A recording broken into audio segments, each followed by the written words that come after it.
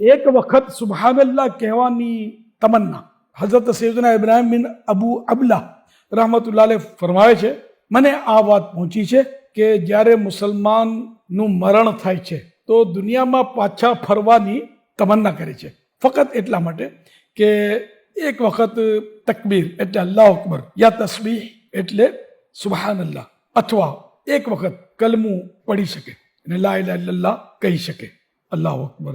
ને મર્યા પછી જિંદગીની કદર થાય છે ને જે આપણા શ્વાસો વેડફાઈ જાય છે એનું ભાન થાય છે કે અમે શું કર્યું, ગફલતમાં અને ફુઝુલિયાતમાં ટાઈમ બરબાદ કરીને હવે આવ્યા છીએ, હવે તો દુનિયાથી ગયા છીએ, હવે મતલબ એને કે તો પાછા ફરવાનો મોકો જ નહીં મળે, એટલી તમન્ના થાય છે. તો હમણાં મોકો છે કે માણસ એક શ્વાસ પણ પોતાનું ખાલી ન જાય, વેડફાઈ ન જાય, એટલા માટે અલ્લાહનો જિક્ર કરતો રહે, અલ્લાહની યાદ કરતો રહે, દરૂદ પાક પડતો રહે, તો ઇન્શાઅલ્લાહ બેડો પાર થશે.